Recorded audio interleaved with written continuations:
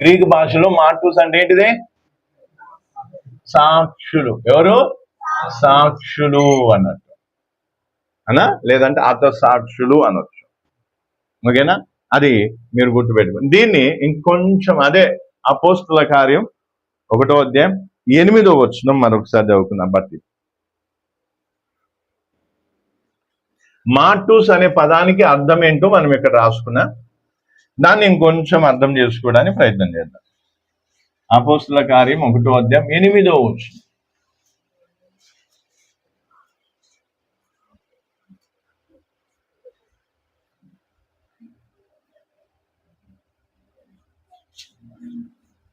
చూడండి, ఎవరో ఒకరు చదవండి. అపోస్తుల కార్యం 1వ అధ్యాయం 8వ వచనం.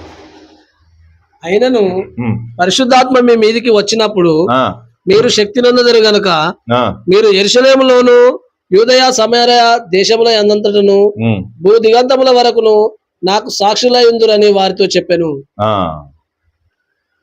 ఇక్కడ మనం చూస్తున్నట్లయితే 3 విషయాలు మనం ఇక్కడ అర్థం చేసుకోవాలి.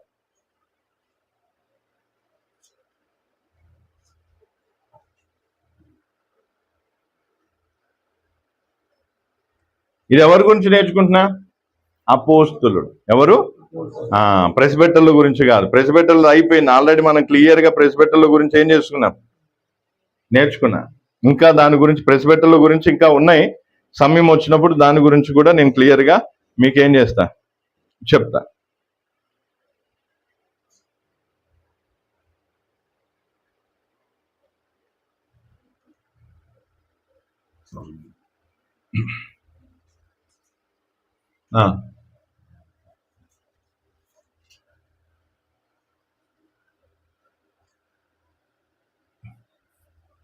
ఇక్కడ ఏముందంట? మీరు ఏం చేస్తారు? శక్తి యు విల్ రిసీవ్. ఏం చేయాలంట?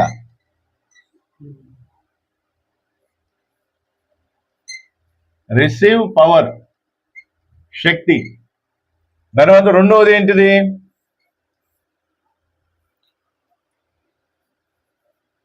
శక్తి పొందేదారు. తర్వాత మీరు నాకేమైతారు? సాక్షులుగా ఉంటారు. విట్నెసెస్. మూడవది ఏంటిది? ఇక్కడేమంట? To the end of the earth. ఎక్కడ వరకు సాక్షులుగా ఉంటారు?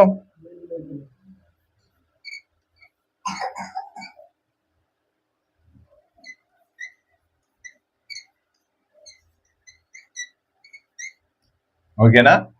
ఇప్పుడు అపోస్తుల కార్యము 1వ అధ్యాయం 8వ వచనం. ఇది అపోస్తుల కార్యం 1వ అధ్యాయం 8వ వచనాన్ని మనం చూస్తే ఇందులో 3 భాగాలు మనం చూడొచ్చు. ఒకటి, పరిశుద్ధ ఆత్మ శక్తి పొందుకోవడం. 2, ఏం కావాలి? ఆయనకు సాక్షులుగా ఉండటం. 3, ఎక్కడ వరకు ఉంటారు అంటే ఎండ్ ఆఫ్ ది ఎర్త్, అంటే బూదిగంతముల వరకు. బూదిగంతముల వరకు ఏం చేస్తారంట? మీరు నాకు సాక్షులై ఉంటారు.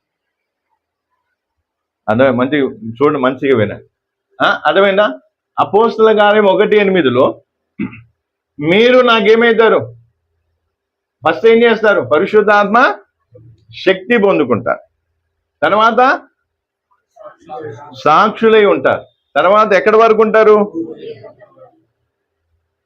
మళ్ళీ ఒకసారి చదవండి. 1:8 మంచిగా చదవండి.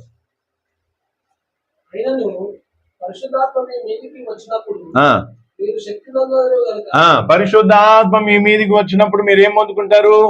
శక్తి పొందుకుంటారు. కనుక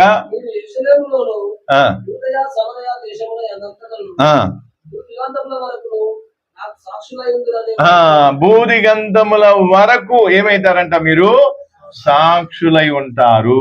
బూదిగంధముల వరకు. దీన్ని బట్టి మనకు అర్థమయ్యేది ఏంటిది?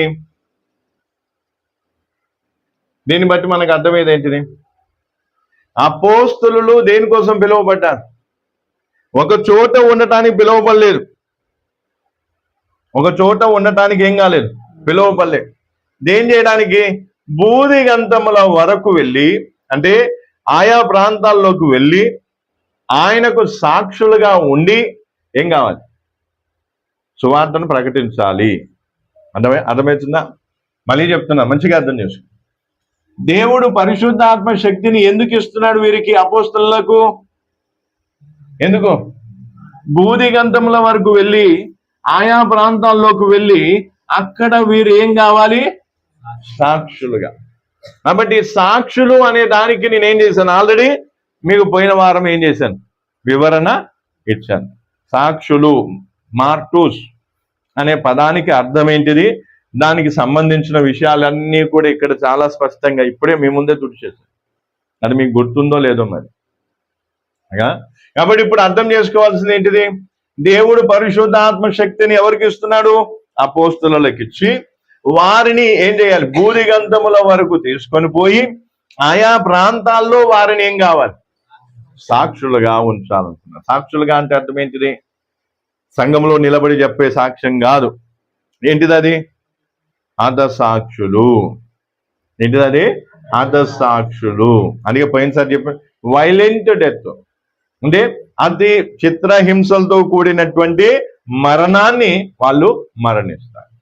కాబట్టి ఇక్కడ మనం అర్థం చేసుకోవాల్సింది ఏంటంటే, దేవుడు భూదిగంతముల వరకు వారిని, ఈ వచనం ద్వారా ఏం తెలుస్తుంది? ఏం తెలుస్తుంది? అపోస్తలులందరూ కూడా ఎక్కడ దాకా పోవాలి? End of the earth. అంటే ఈ మూల నుండి, ఎండ్ ఆఫ్ ది ఎర్త్ అంటే అర్థం ఏంటిది? ఇప్పుడు ఇది భూమి. ఈ భూమిలో ఈ మూల నుండి ఈ మూల, ఈ మూల నుండి ఈ మూల దాకా ఏం చేయాలి? పోవాలి. పోయి ఏం చేయాలి? సంఘాలు కట్టడం కాదు, సంస్థలు స్థాపించడం కాదు. ఏం చేయాలి? ఎక్కడ ఈ మూల నుంచి ఈ మూల, ఈ మూల నుంచి ఈ మూల, ప్రతి మూలలు, ప్రతి ప్రాంతములో వీళ్ళు ఏం చేయాలంట? సాక్షులుగా ఉండాలి. ఏం చేయాలి? విట్నెసెస్ గా ఉండాలి. అర్థమవుతుందా? అందుకే ఇక్కడ మనం చూస్తున్నట్లయితే ఏమంట, ఎంతమంది అంట? విట్నెసెస్ అంటే అర్థం ఏంటిది? ఒకరికంటే ఎక్కువ. ఒక్కరే కాదు సాక్షులు. ఎంతమంది? అందరూ కూడా సాక్షులు కావాలి. అది ఎవరి చిత్తము? దేవుని చిత్తం. అర్థమైంది? ఇంతవరకు అర్థమైందా? ఇంకా కొంచెం ముందుకు పోదాం. అర్థమైందా ఇంతవరకు? మళ్ళీ ఒకసారి చెప్పనా? అర్థమైందా? మళ్ళీ ఒకసారి చెప్పమని చెప్తా. చెప్పండి, గట్టి చెప్పండి.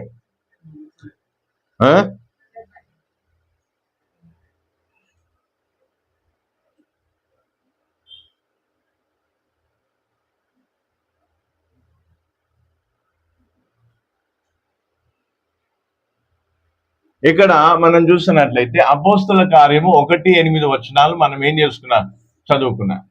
చదువుకున్నప్పుడు ఆ వచనము ఎవరితో చెప్తున్నాడు? అపోస్తలులతో యేసు ప్రభు చెప్తున్నాడు. యేసు ప్రభు ఆల్రెడీ చనిపోయాడు, తిరిగి లేచాడు. లేచిన తర్వాత 40 రోజుల దాకా ఏం చేశాడు? ఇదే భూమి మీద సంచరించి ఆయా సమయాల్లో వాళ్ళకి కనిపించు. ఇప్పుడు 40 రోజులు అయిపోయిన తర్వాత ఆయన తిరిగి పరలోకానికి ఏమైపోవాలి? వెళ్ళిపోవడానికి ముందు యేసు ప్రభు శిష్యులతో, అంటే అపోస్తలులతో ఈ మాట ఏం చేస్తున్నారు? చెప్తున్నారు. ఏమని? మీరు ఏం చేస్తారు? పరిశుద్ధాత్మ శక్తి పొందినప్పుడు అంటే ఎక్కడ? భూదిగంతముల వరకు వెళ్ళి మీరు నాకు సాక్షులుగా. ఎక్కడి దాకా వెళ్ళాలి? భూదిగంతముల దాకా వెళ్ళటానికి, దేవునికి యేసు ప్రభుకి సాక్షులుగా ఉండటానికి ఏం కావాలి? కానీ ఈరోజు మనం ఏం చేయాలి? దానా అక్కడ ఏం పెట్టాలి? ఇక్కడ ఏముంది? ఏముంది? పవర్, లేదంటే శక్తి. తెలుగులో ఏం చేస్తా అనా? శక్తి అనా? ఏంటిది? ఇప్పుడు మనం ఏం చేద్దాం? పవర్ తీసేసి ఏం చేద్దాం? ఇప్పుడు శక్తి తీసేసి ఏం చేద్దాం?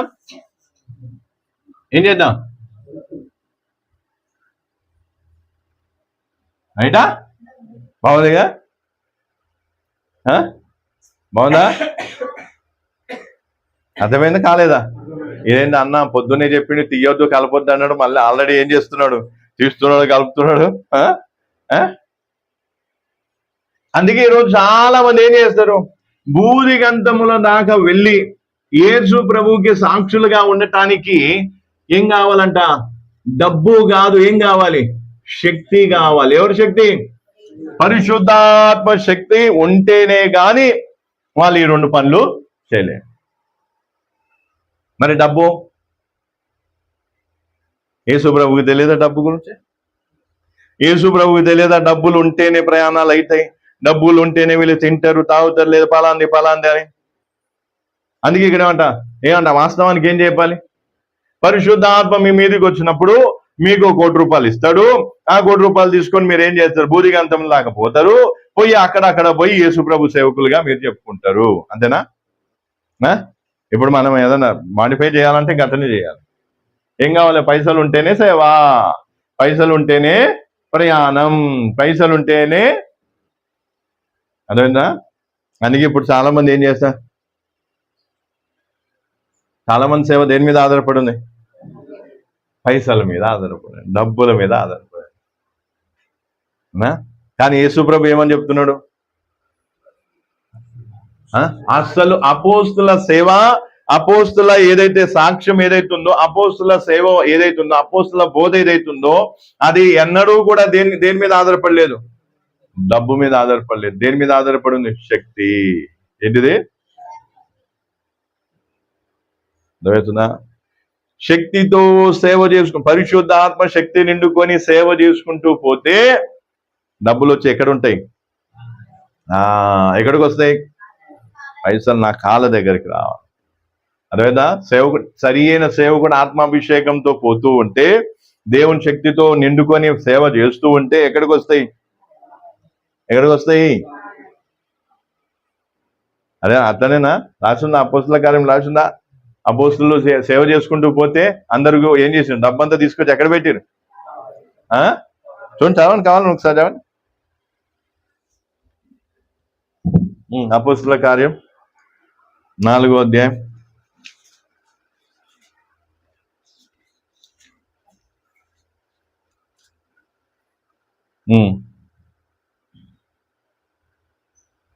4వ అధ్యాయము 34 నుంచి చదవండి. 34 నుంచి. అపోస్తుల కార్యం 4వ అధ్యాయం 34వ వచనం నుండి.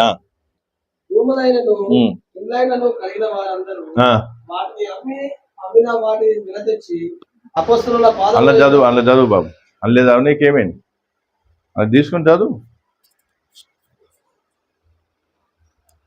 భూములైనను ఇండ్లైనను కలిగిన వారందరూ వాటిని అమ్మిన వాటి వెల తెచ్చి అపోస్తలుల పాదముల యొద్ద పెట్టుచూ వచ్చి, అపోస్తలుల పాదముల యొద్ద కంటిన్యూ. వారు ప్రతి వానికి వారి అక్కర కొలది పంచిపెట్టింది కనుక వారిలో ఎవరికి కొదవలేకపోయాను. కుప్రాలో పుట్టిన లేవీయుడగు యోసేపు అని ఒకడుండెను. ఇతనికి అపోస్తలులు హెచ్చరిక పుత్రుడు అని అర్థమిచ్చు బర్నబా అను పేరు పెట్టి ఉండిరి. ఇతడు భూమి గల వాడై ఉండి దానిని అమ్మి దాని వెల తెచ్చి అపోస్తలుల పాదముల యొద్ద పెట్టెను. వెల తెచ్చి అపోస్తలుల పాదముల యొద్ద పెట్టెను.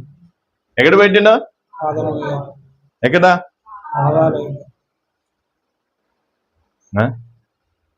మన పరిస్థితి ఏంటిది? జోబులో పైసలు ఉన్నాయి, జోబులో కాదు పైసలు, ఎక్కడ ఉండాలి? కాళ్ళ దగ్గర ఉండాలి. ఎక్కడ ఉండాలా? జోబులో కాదు ఉండాల్సిన పైసలు, జోబులో ఉండే పైసలను బట్టి సేవ చేస్తే ఏం కాదు, ఆ వ్యక్తి ఎవరు కాదు, అపోస్తుల సేవ కాదు, దేవుని ఆత్మాభిషేకంతో కూడిన సేవ. అది ఏంటంటే ఏదో కాలక్షేపం చేసే సేవ, పేరు కోసమో లేదా ఏమంట పలుకుబడి కోసమో లేదా ఇంకేదో కారణాలను బట్టి చేసే సేవ. అది అందుకే అర్థం చేసుకోవాల్సింది ఏంటి, దేవుని పరిశుద్ధాత్మ అపోస్తల మీదికి వచ్చినప్పుడు వాళ్ళు ఏం చేశారు, శక్తి పొంది, ఆ శక్తిని పొంది వాళ్ళు ఏం చేశారు, భూదిగంతముల వరకు సేవ, భూదిగంతముల వరకు వెళ్ళి అక్కడ వారికి ఏమయ్యారు, సాక్షులుగా, అంటే హతసాక్షులయ్యారు. సాక్షుల గురించి చెప్పిన ఏం చేయడం, ప్రూవ్ చేసుకోవడం. ఏం చేయడం? మేము నిజంగా యేసు ప్రభుని ప్రేమిస్తున్నాము, నిజముగా యేసు ప్రభుని ఏం చేస్తున్నాం? విశ్వాసం ఉంచుతున్నాం అని ప్రూవ్ చేసుకోవడానికి ఏం చేశారు? ప్రూవ్ చేసుకోవడానికి వాళ్ళు ఏం చేశారు? తమ ప్రాణాన్ని సైతం అర్పించారు. అందుకే ఈరోజు అర్థం చేసుకోవాల్సింది ఏంటిది? ఏమర్థం చేసుకోవాలి? ఏం కావాలి?